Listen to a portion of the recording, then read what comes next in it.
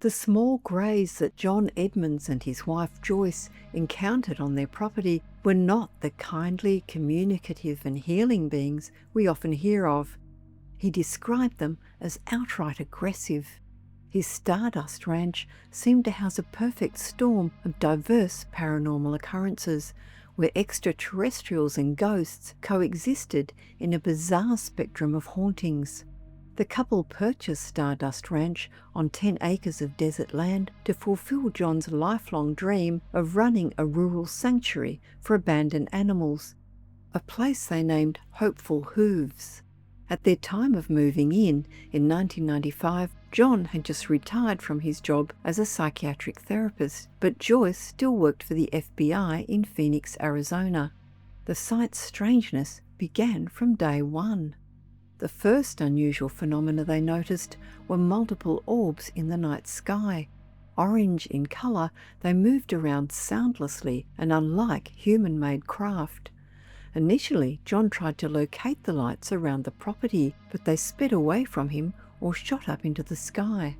Other initial disturbances were when John found his belongings disappearing or being moved around randomly, while electrical appliances would switch off and on erratically for no reason. The horses and dogs in their care became easily stressed and manifested strange behaviours, with some disappearing and later found deceased in unexplainable circumstances. His horses showed scarring from sharp implements, although no animals ever seemed to react in alarm at night.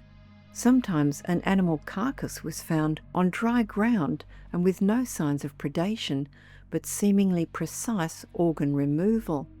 The occurrences became terrifying when they started to make their way right into the Edmonds house. John and Joyce would wake in the morning with marks and burns on their bodies similar to those impacting their animals. Their injuries included puncture marks and bruises on their skin.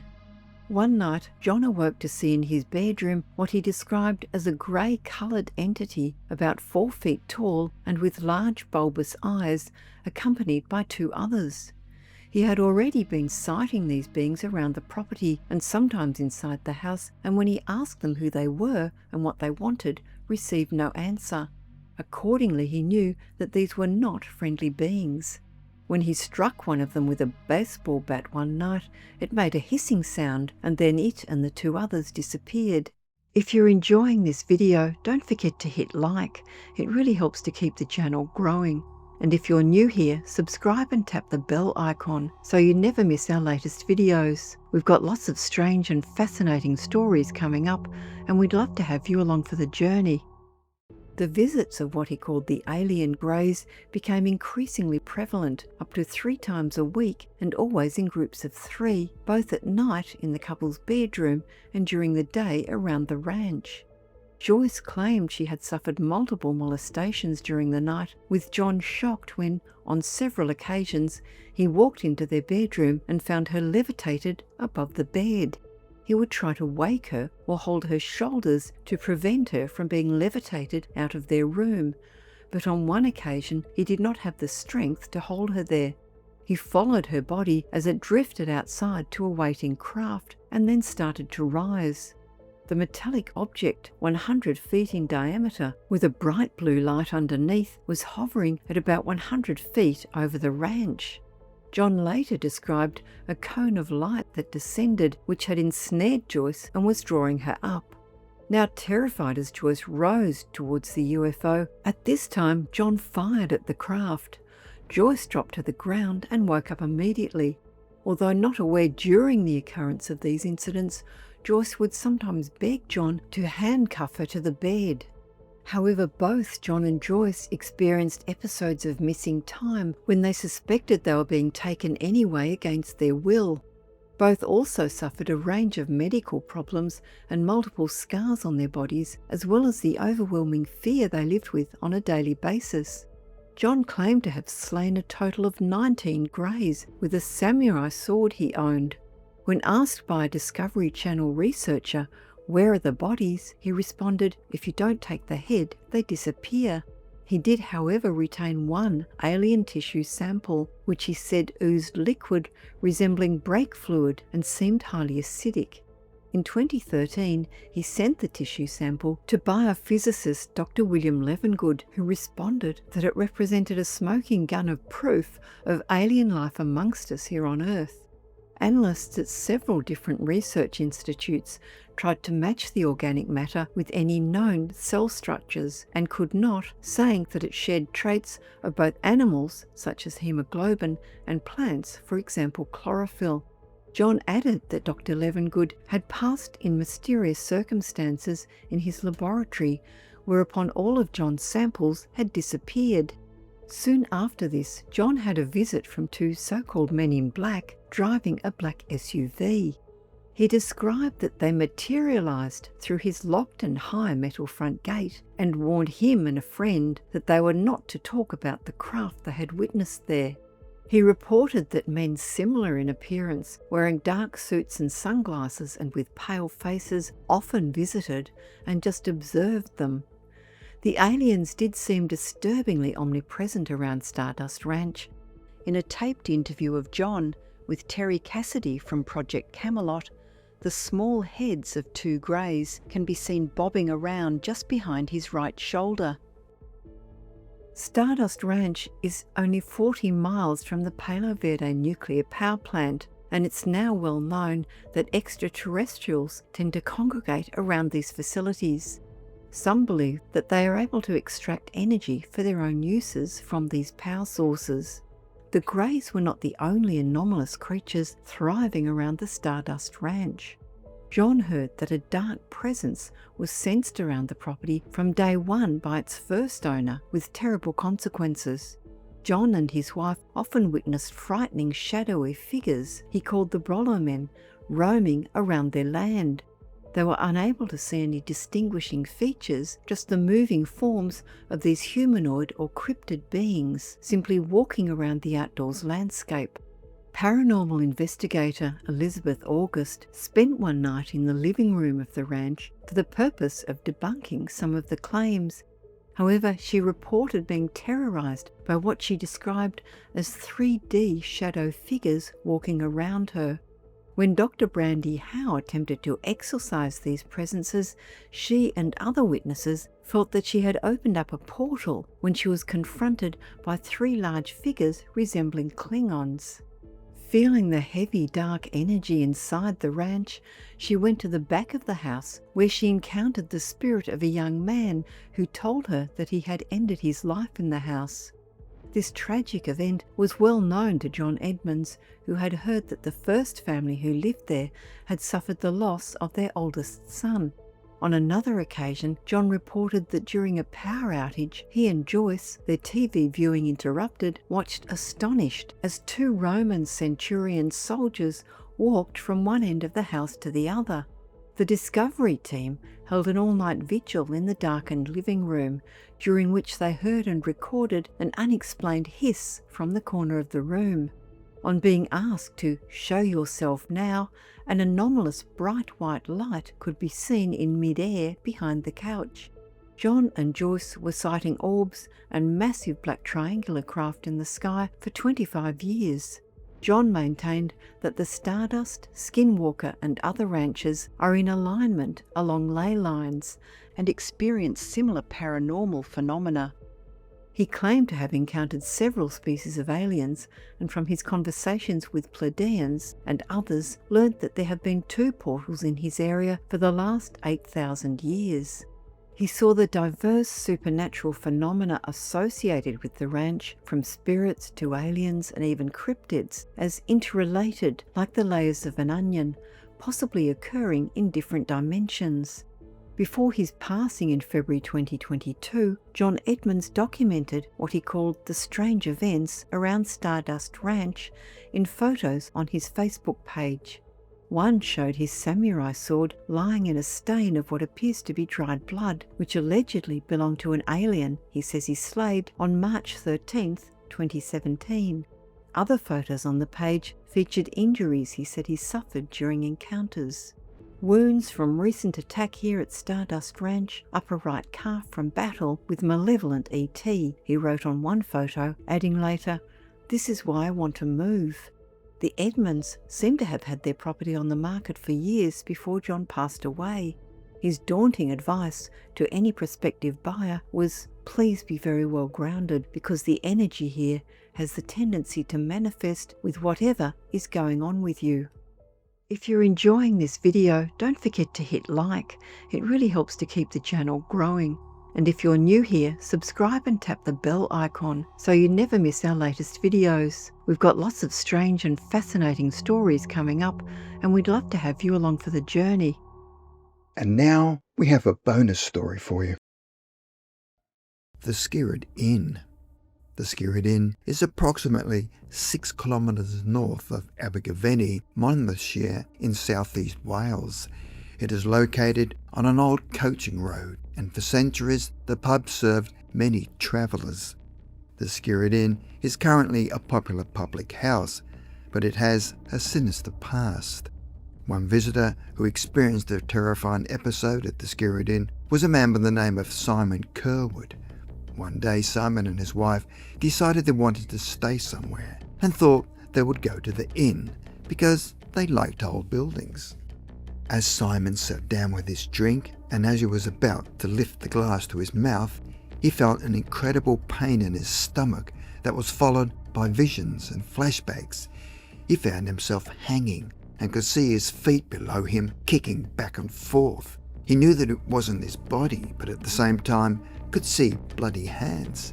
He felt he had either been temporarily possessed or was experiencing something terrible that had happened in the past, or maybe he was experiencing a past life. Simon found that he wasn't alone, as numerous staff and visitors to the pub had complained of similar experiences. One afternoon, around 3 p.m, Kelly Parry was laying out some cutlery. As she was placing the knives and forks on the table, she heard what sounded like a roar in her ear, as if someone was standing close to her, which she found terrifying. After that incident, she didn't like working there on her own anymore, especially at night when it was dark. Another visitor to the inn was a woman by the name of Vicky Cartledge, who was sitting downstairs by the main fireplace with some friends. As they all sat around laughing, joking and talking, Vicky suddenly felt a very clear presence standing just behind her right shoulder. She sensed it was a woman, and at one stage actually heard her say her name, which was Fanny Price. This unnerved her and she became very scared. After a period of time, other women came forward on a regular basis with tales of a frightening female presence that would strike without warning. One guest reported that while she was staying at the inn and was laying in the bath, something had grabbed hold of her and was holding her under. She became so distressed and hysterical and immediately left. She had barely dried herself and her hair was still wet as she screamed to the landlord, Jeff Fiddler, "She's trying to hold me down. She's trying to hold me down." At the time, the landlady, Heather Grant, had become very concerned and she went looking for answers as to why this was happening. One afternoon, a couple came in saying they were trying to trace their family tree and had heard that a man called Henry Price was the landlord of the inn around the mid-18th century and had a death certificate of his wife, aged 32, who had died of consumption, or what is now commonly known as tuberculosis, and her name was Fanny. Could it be that the woman that was haunting the inn was Fanny Price, and the former landlady was purposely scaring staff and visitors away from her old pub? Maybe after all the years, she's not accepted her death and still believes she owned the inn. After further research, they found that the inn had had a checkered past, where as well as an inn, it had also served as a courthouse, where local villains were both sentenced and hanged from a beam in the inn, no doubt leaving a lot of negative energy. What was most frightening was that nobody knew where or when Fanny Price was going to appear next. The Cavendish Inn. In November 1988, Laura Collins was staying at the Cavendish Inn in Harrogate, North Yorkshire, where one evening she was to experience something so terrifying she was initially too frightened to tell anyone about it for fear of being ridiculed. Laura and a work colleague had driven to the hotel, which was approximately 1.5 hours from her work, because the following morning she was to have a typing exam. Although Laura and the other woman were not close friends, they did know each other from work. They arrived at the Cavendish Hotel about 7:30 p.m, and after completing the usual formalities, had dropped their bags off in their respective rooms and went downstairs to have dinner. Although the hotel was very old, his rooms were fairly modern, with a double bed, television and ensuite bathroom. As there was not much else to do around the small town, after dinner they each went to their separate hotel rooms to settle in for an early night. Laura initially watched some television before relaxing in the bath, and then watched some TV before jumping into bed and quickly drifted off to sleep. Sometime during the night, Laura was suddenly awoken as she felt the bed dip next to her. She later claimed that it felt as if someone had suddenly sat down. At this stage, she had not turned on the light, and with her eyes still closed, she put her hand out and felt a distinct hollow in her bed. The feeling of the hollow startled her awake, where she suddenly sat up straight and saw a exotic-looking man sitting at the end of her bed and facing away from her as if he had just got up. The man was wearing red and white striped pajamas and was bending over to put on his bedroom slippers. To describe the man's physical appearance as looking old and balding, with grey hair around his ears and the back of his head. He was short in stature, but she never saw his face the whole time he had his back to her. The strangest thing was that, as he was carrying out this morning ritual, he was totally oblivious of Laura staring at him in the bed next to him. However, Laura was not sitting in the bed casually observing the old man, as she was absolutely terrified and was holding back a loud scream. But she was too scared to let out any sort of utterance, in case he turned around and suddenly noticed her sitting there. But there was no doubt in Laura's mind that this man was real, as he looked solid. Before she could make any further decisions of what to do next, the man then stood up, walked towards the window, and promptly vanished into thin air. At that point, Laura had still not screamed, but for the rest of the night she could not get back to sleep, and sat there with the light on. Strangely though, the following day, driving back to work with a work colleague, and without any comments by Laura, a colleague said that the previous night, as they were having dinner together, she had wanted to tell her about a friend of hers who had had a nasty experience in the very room that Laura had stayed in, but decided not to tell her for fear of upsetting her. For some unusual reasons, Laura had still kept quiet about her experience, but did ask her colleague the name of the person who had had the nasty experience in her room. She found out that her name was Anne Hughes, and she had stayed in the same room 3 weeks earlier for the same reason as Laura having a typing exam the following day. Anne claimed she'd been asleep and was suddenly awoken by a loud bang.